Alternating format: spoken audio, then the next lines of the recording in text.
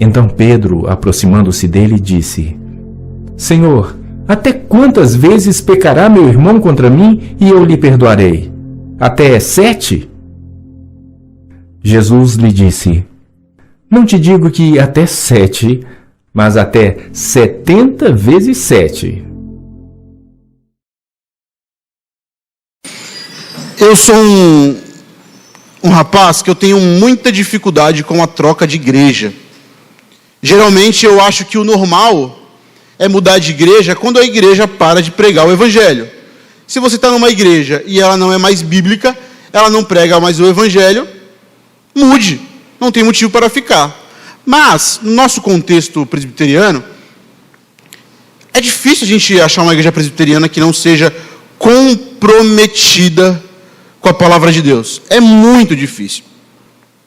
Mas, mesmo assim, algumas pessoas ainda querem mudar de igreja.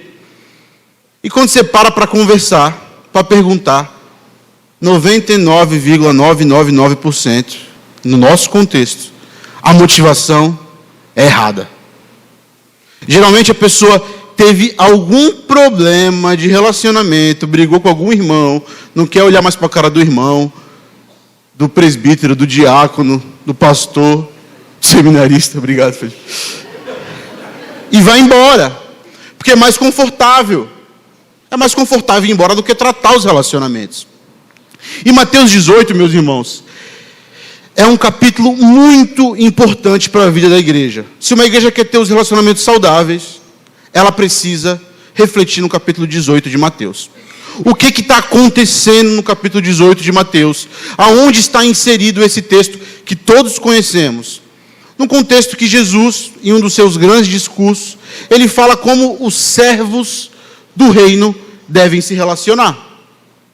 E alguns versículos antes, ele dá uma explicaçãozinha prática sobre os problemas de relacionamento na igreja. Prática. Se você vê um irmão em pecado, ou se o irmão pecar contra ti, você vai lá, sozinho, tá? Sozinho, você confronta o seu irmão. Se o seu irmão não se arrepender, você volta com 2, 3 testemunhas. 1 ou 2, tá ótimo. Não precisa ser 20 testemunhas, tá, gente? Se ele não se arrepender, você então procura a liderança da igreja, procura o pastor, os presbíteros, e você fala o que está acontecendo. Se o pastor, os presbíteros, o conselho da igreja exortar e não houver arrependimento, e não houver abandono de pecado, então vem a disciplina eclesiástica. E tem pessoas que têm problema com disciplina eclesiástica. E hoje virou moda, né? Disciplinou, pode processar, porque expôs publicamente. Porque não sabe o que significa a disciplina eclesiástica. A disciplina eclesiástica, ela é uma expressão de amor da igreja. Não é para trazer punição, não é para trazer juízo. A disciplina eclesiástica é para gerar arrependimento. Meus irmãos, sabe aquele versículo que é muito famoso, que as pessoas repetem? Onde tiver 2 ou 3 em meu nome, ali eu estarei. Geralmente repete na hora errada, da forma errada e entendeu errado. Porque esse versículo está inserido em Mateus 18. E qual é o contexto? Reconciliação, perdão, disciplina eclesiástica. Porque, cá para nós, né? Se na reunião de oração, se tiver só uma pessoa, Deus está presente? E se não tiver nenhuma? Deus é onipresente. Mas quem está falando aqui é o Cristo, o Filho.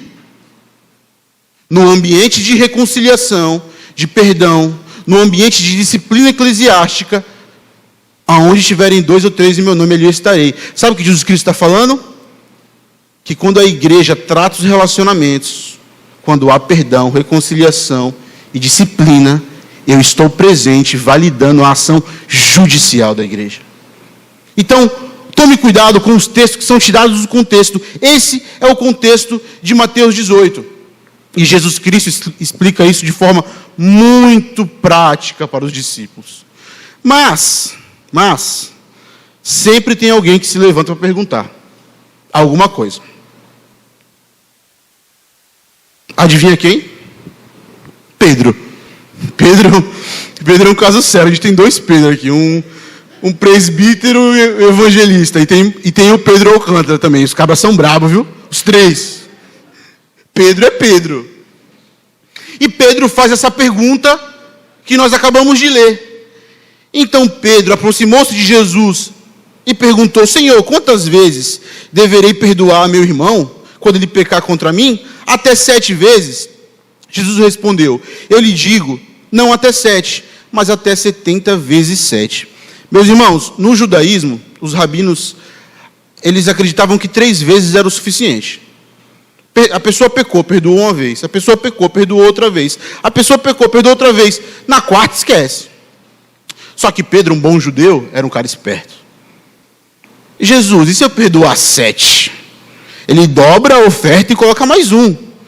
Acho que ele quis parecer generoso, perdoador, compassivo.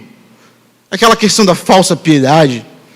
Aí Jesus quebra o homem no meio. Acho que 70 vezes 7 está bom. É óbvio, meus irmãos, é óbvio que 490 vezes não é o limite. É óbvio que Jesus Cristo não está falando aqui de matemática. Ele está falando de um estado, de um coração perdoador, de um coração compassivo, de um coração que não guarda mágoa, não guarda rancor. E um texto famoso. Mesmo esses textos famosos estando tão presente na igreja. Porque tem textos que a igreja não conhece. Textos difíceis. Mas tem textos que estão na mente e no coração de todo cristão. Mesmo assim a gente ainda ouve: eu não consigo perdoar. Eu não estou pronto para perdoar. Por quê? Você sabe o motivo? E esse é o tema do nosso sermão. Eu não consigo perdoar. E nós iremos passear por uma parábola. Preste atenção. Coloque seu coração nessa parábola. Se Deus tiver graça, se Deus tiver misericórdia de nós, essa parábola pode transformar a nossa vida. A forma como nós olhamos a quem nos machucou. Preste bem atenção. Prometo ser rápido. O texto diz, todos juntos, no 3. 1, 2, 3.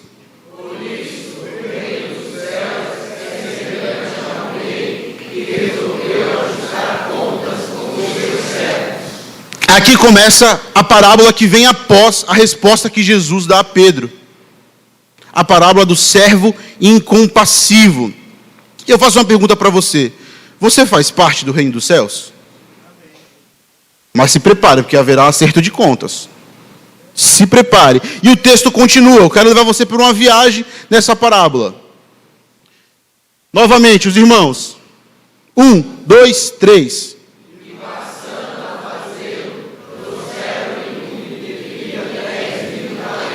10.000 talentos, muito dinheiro. Veja, um servo precisaria, para conseguir 1 talento, ele precisaria de 1.000 semanas de trabalho. 1 talento. E ele deve 10.000 talentos. É um valor exorbitante, seria um valor hoje que passaria da casa de bilhões de reais. Aí, o texto continua. Novamente, os irmãos.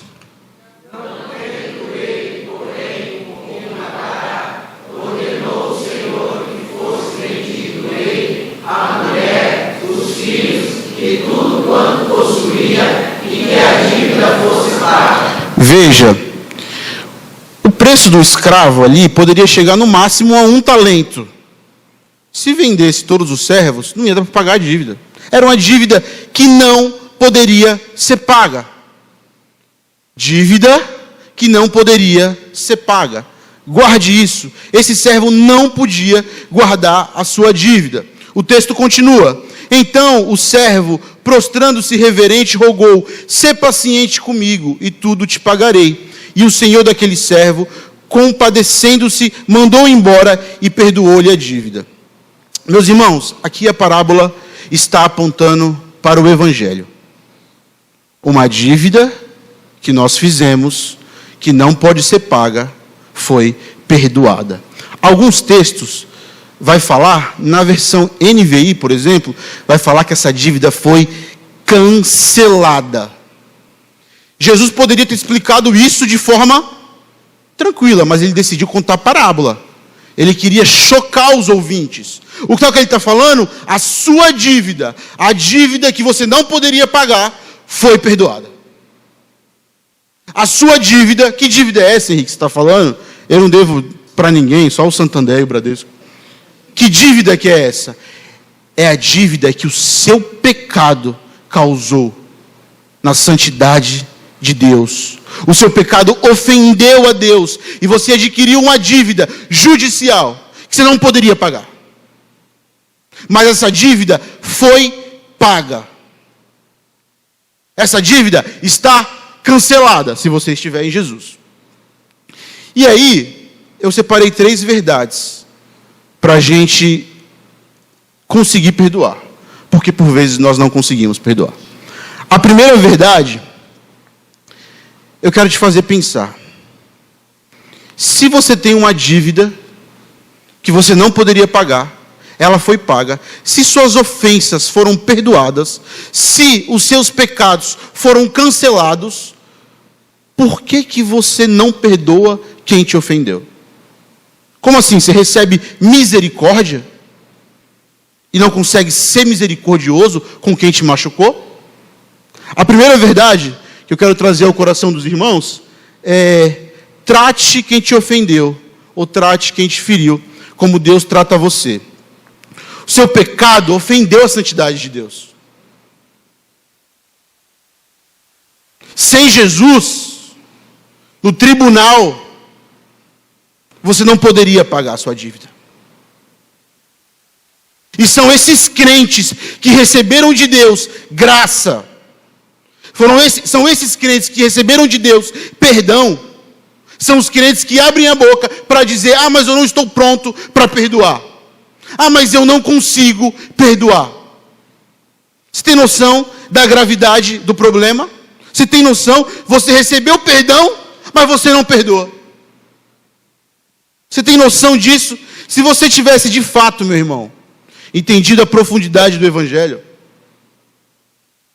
se você de fato tivesse compreendido a graça que te alcançou, se você tivesse de fato entendido o que o pecado causou na sua história, na história da humanidade, o quão grave é o pecado, você perdoaria qualquer pessoa. Mas talvez a gente ainda não tenha entendido o Evangelho da graça. Deus nos trata com misericórdia. E nós tratamos quem nos fere com rancor e amargura. Você recebe de Deus amor, compaixão. Mas quando alguém te fere, quem você pensa que é? E tem pessoas que carregam durante muito tempo. Algum tempo atrás, uma pessoa falou assim para mim de outra pessoa, que tinha uma mágoa daquela pessoa porque tinha acontecido isso e aquilo. Eu não sabia daquela história, eu não sabia. E eu perguntei para outra pessoa, não sabia desse negócio. A pessoa aconteceu isso, você era criança. Eu falei: não é possível. Gente, pessoas que carregam amargura, mágoa, que não perdoa durante 15, 20, 30 anos. Crentes que não entenderam o Evangelho da graça. Se você tratasse as pessoas como Deus te trata, você perdoaria todos. E não importa o que você sofreu. Não existe desprezo aqui pelo sofrimento, pela dor. Não existe desprezo. Mas se você olhar para a cruz, se você tirar o olho do seu sofrimento, da sua dor, e olhar para a dor de Jesus, que cancelou os seus pecados, você passará a tratar as pessoas como Deus trata você, com perdão, com graça. E sabe qual é o problema? Muitas das vezes as pessoas que não perdoam, ela fala assim: ah, mas ele não merece. Ah, mas ela me machucou, falou mal de mim, sei lá. Ela não merece perdão. E você merece? Nós não perdoamos ninguém por causa de merecimento. Nós perdoamos por causa de Cristo Jesus, que nos perdoou. Não tem a ver comigo, não tem a ver com quem me machucou, mas tem a ver com aquele que pagou a minha dívida, que cancelou os meus pecados. E existe um termo na igreja que é pouquíssimo falado, que é o ministério da reconciliação. É o que Paulo fala aos Coríntios. Porque a reconciliação dói. Quem entende o evangelho da graça ama a reconciliação. Mas as pessoas não querem reconciliar-se. Porque reconciliar, você tem que tirar a sua dor, jogá-la de lado, a sua justiça própria, ou a sua vaidade. Mas não, esse não é o caminho. Precisamos lembrar do ministério da reconciliação. Se você levar isso para todos os seus relacionamentos, todos, o ministério da reconciliação. Se você tratar as pessoas como Deus trata você, com perdão e misericórdia, você vai aprender a perdoar. Você vai conseguir perdoar. Você não consegue perdoar ainda porque você não reflete no evangelho. O evangelho não impacta a sua vida. Uma dica muito importante para quem é casado: tratar o seu cônjuge como Deus trata você, sara o casamento. Você pega as pedras, deixa de lado, e você dá ao seu cônjuge que te machucou misericórdia e perdão. Exatamente o que Deus te deu. Experimente tratar o seu cônjuge como Deus trata você. O seu casamento será transformado.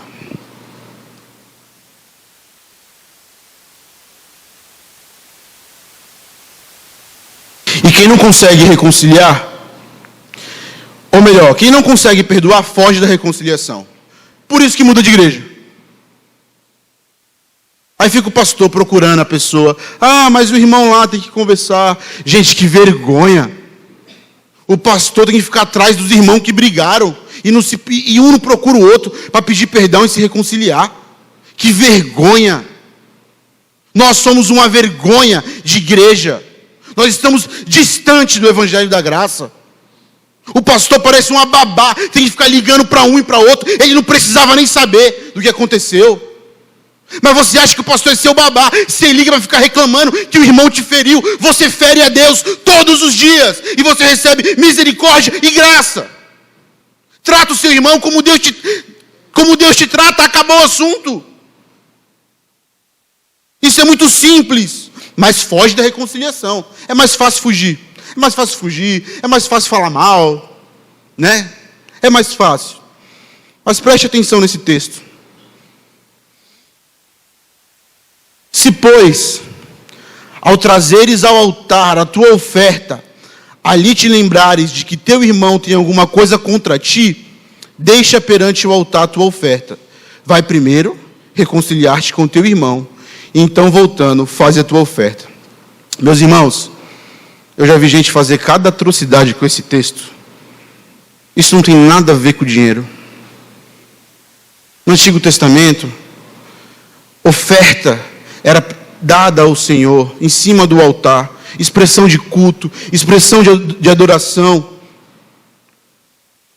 Mas posso falar um negócio para você, meus irmãos? Antes de aceitar a oferta, Deus precisa acertar o ofertante. Deus não aceita a oferta de quem está com o coração cheio de mágoa, amargura, ira, rancor. Deus não aceita. O texto ensina exatamente isso.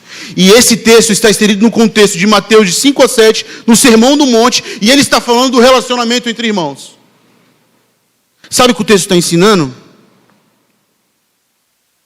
Que não adianta querer adorar a Deus com ódio no coração. Deus não aceita. Não adianta. O seu culto não é aceito enquanto você não perdoar quem te ofendeu. Como que o seu coração experimenta da graça perdoadora, mas você não consegue comunicar graça a quem te machucou? É incompatível, incoerente, não faz sentido, não tem culto, não dá adoração. E esse é o nosso segundo ponto. Sem reconciliação, não há adoração. Não há. Primeiro ponto, trate as pessoas como Deus trata você. Segundo ponto, sem reconciliação não há adoração. Não adianta, gente, seguir a vida fazendo de conta que nada aconteceu. Não adianta. Não adianta vir aqui na terça, na quinta, orar, levantar a mão, chorar, dar o dízimo, pregar, ensinar, cantar. Não adianta. Você precisa ir lá resolver um problema que está mal resolvido. Não adianta fazer de conta. Deus não aceita o seu culto enquanto você não perdoa e se reconcilia com quem te machucou. Não importa. Sabe por que muitas pessoas aí inventam um monte de coisa para adorar a Deus? Um monte de coisa, um monte. Gente que dança, pula, dá mortal para trás. Está adorando a Deus, faz um monte de coisa. Não, gente, preste atenção. O padrão de adoração, as normas da adoração, quem estabelece é Deus. Não é nós que decidimos como adoramos a Deus. É Ele que decide como quer ser adorado. E Ele não pode ser adorado por quem está com o coração cheio de mágoa, de ira e falta de perdão. Aí a parábola continua. E Jesus coloca o acontecimento seguinte como algo espantoso. Preste atenção. Saindo, porém, aquele servo encontrou um dos seus conservos que lhe devia 100 denários. Gente, 100 denários não chegaria a 50 mil reais. A dívida do miserável era bilhões. E agora ele não quer perdoar algo trivial. E assim, nem adiantaria vender as pessoas. Nem adiantaria. Porque o valor que ele receberia pelos escravos era maior do que a dívida, isso era contra a lei. O escravo não poderia ser vendido por um valor que era maior do que a sua dívida. Não tinha... Gente, mas preste atenção. Preste atenção. Olha o que ele diz. E agarrando, o sufocava, dizendo: paga-me o que me deves.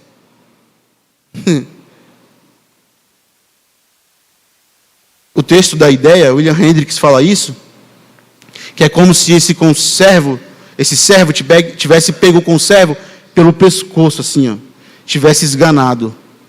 Paga-me o que você me deve.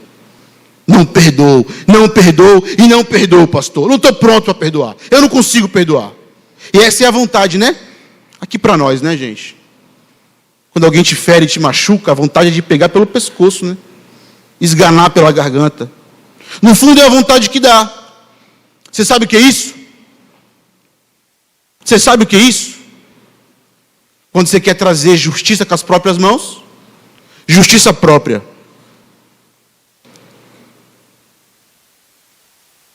E eu vou te falar, se você sofre com a justiça própria, se livre dela. Ela é um problema. Ela é um problema.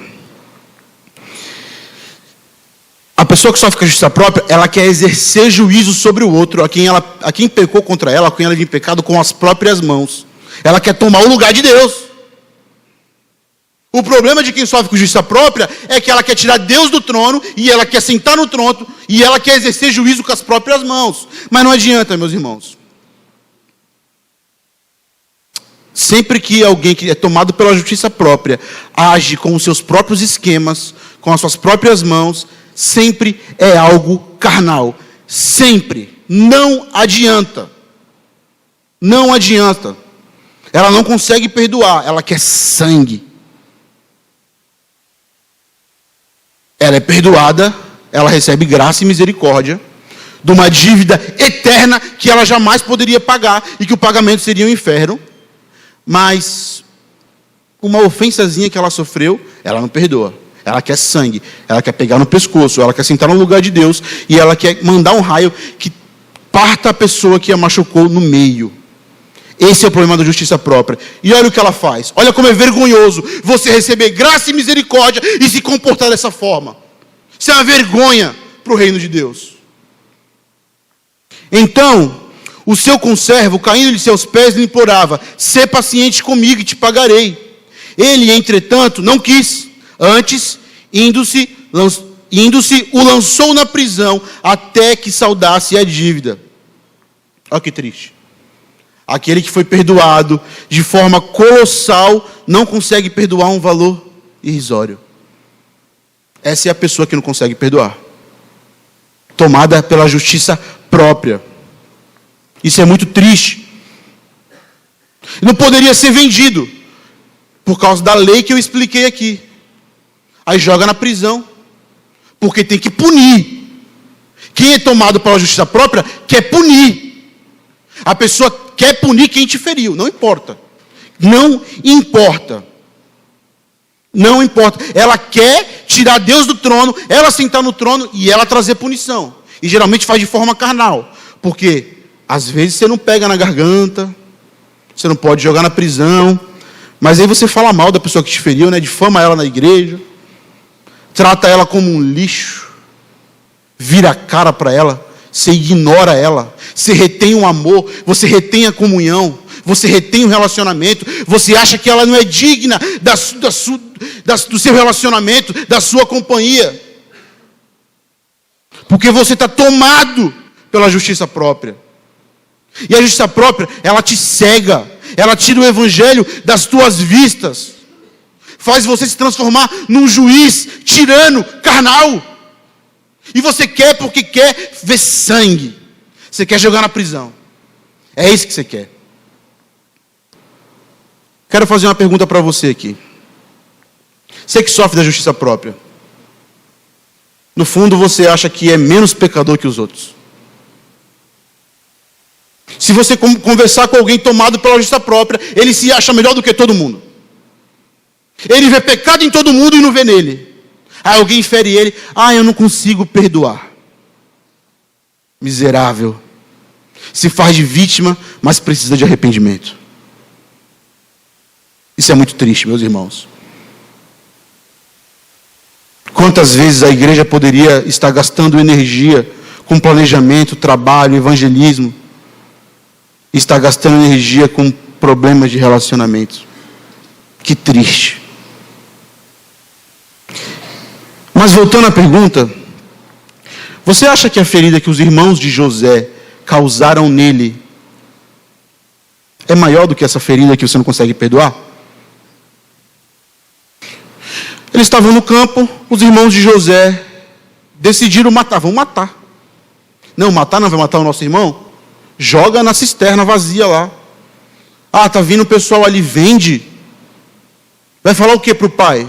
Pegou a túnica, matou um cordeiro, sujou a túnica de sangue e deu para Jacó.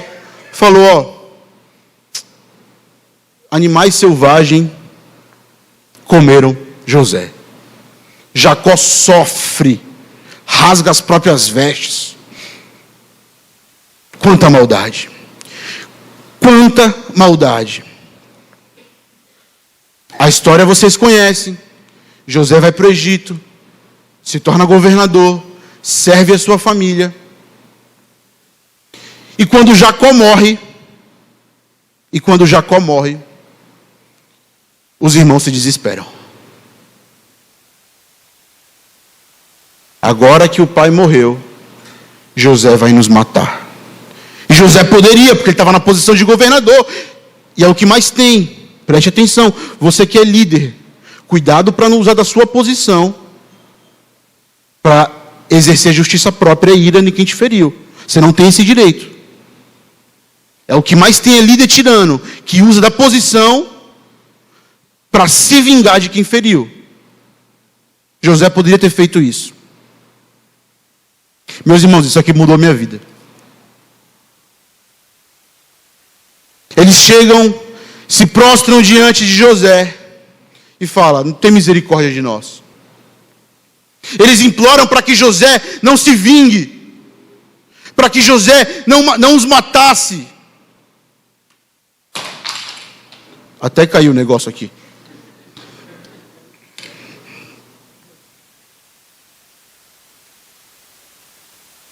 Que coisa triste. O que você acha que José fez? Alguém lembra o que José fez? Obrigado, Rev. José fala para os seus irmãos: estaria eu no lugar de Deus? Quem sou eu para puni-los? Quem sou eu para exercer juízo? E a primeira vez que eu li isso aqui, eu estava machucado, ferido, sofrendo, magoado. Era como se Deus falasse: não senta no trono que não é seu. Eu trago juízo a quem te feriu. Você só precisa perdoar. Estaria você no lugar de Deus? E esse é o nosso terceiro ponto. Eu quero que você guarde isso na sua vida, no seu coração. A misericórdia triunfa sobre o juízo. Você precisa abandonar a justiça própria.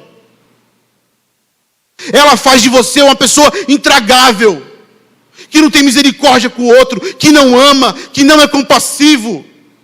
Você vive sentado num trono, dizendo: aquele é pecador, aquele é isso, é isso, é isso, é isso, é isso.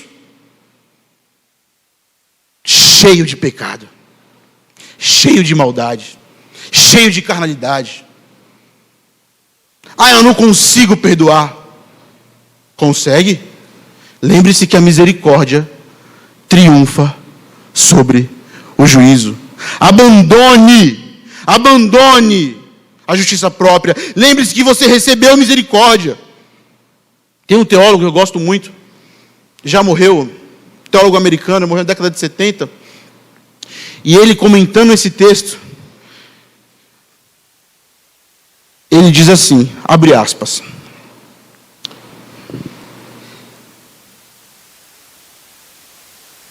este miserável cruel aquecia-se ainda ao calor do sol da misericórdia. Ele está falando do servo que não perdoou a dívida que era muito pequena.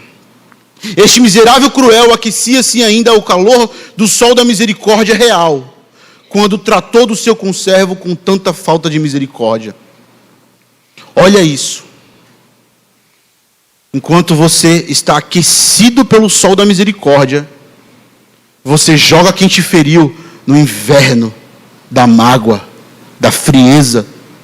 Você trata de forma gelada, fria.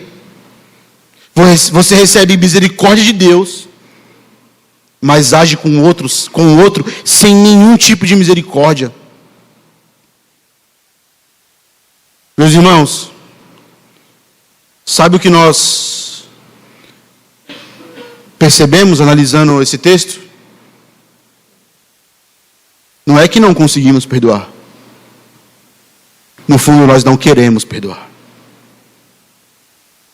Porque somos escravos de nós mesmos e perdemos de vista o Evangelho da graça.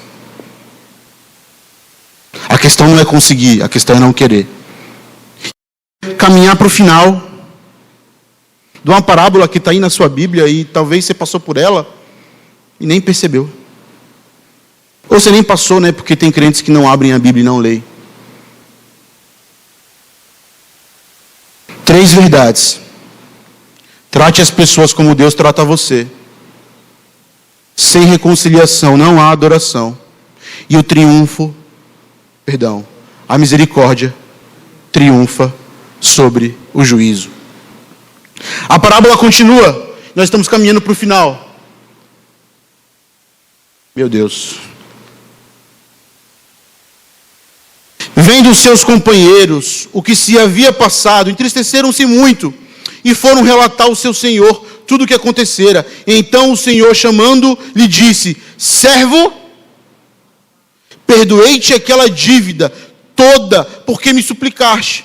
Não devias tu igualmente compadecer-te do teu conservo, como também eu compadeci de ti? Sabe o que é interessante da pessoa que não consegue perdoar? Ela se coloca no papel de vítima. Eu estou ferido, eu estou machucado, a pessoa falou de mim, e aquele blá, blá, blá, blá, blá.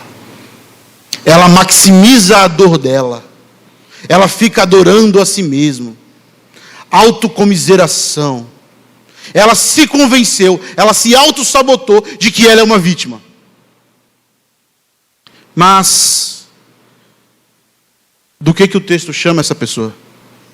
servo malvado, cruel, impiedoso, servo ruim, mau.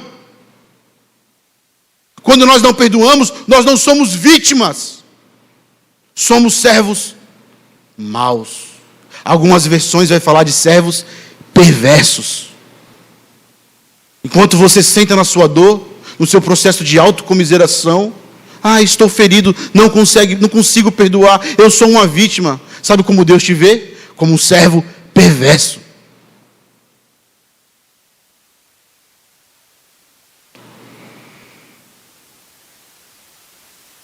O texto continua: indignando-se o seu senhor, entregou aos verdugos, até que lhe pagasse toda a dívida.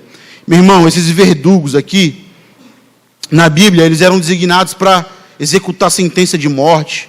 A lei exigia uma sentença, eles faziam isso, eles infligiam mesmo sofrimento, tortura, dor física. Sabe o que o texto está ensinando? Que haverá juízo de Deus para quem não consegue perdoar.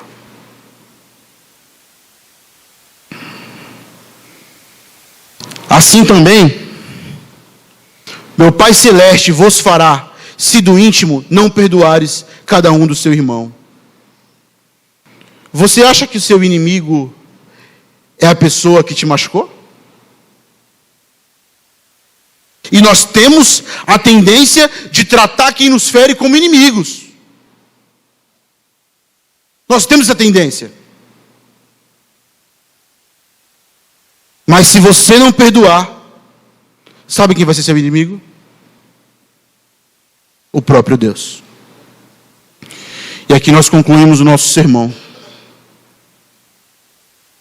Quem não perdoa de todo o coração seus defensores, seus ofensores, sofrerá juízo da parte de Deus. Eu vou orar, baixe sua cabeça. Isso aqui é muito sério. Pedir para o Felipe vir aqui à frente, que ele vai cantar uma música. E se você não consegue perdoar, existe graça para você esta noite. Mas não existe graça para você porque você é uma vítima. Se você não consegue perdoar, existe graça para você essa noite se arrepender.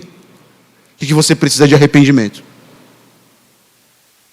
E quando você se arrepende, você entende que quem te feriu é tão pecador quanto você. Quando você olha para a graça de Deus, é como se Deus derramasse óleo em suas feridas. Essa ferida vai cicatrizar.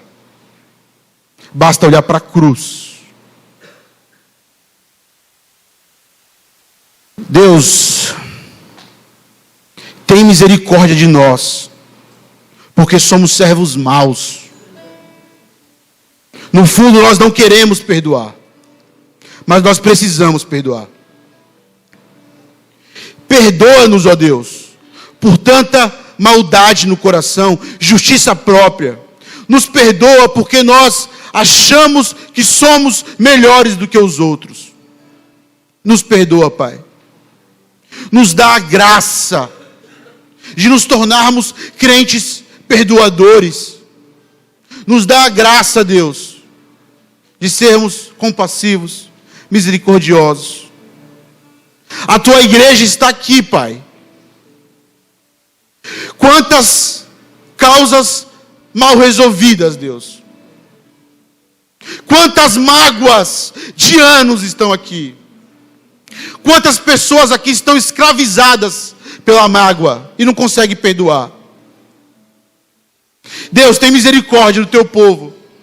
Capacita com o teu espírito cada crente desse, ó Pai, para que resolva os seus problemas, para que restabeleça os seus relacionamentos, para que saiba pedir perdão e conceder perdão, ó Deus.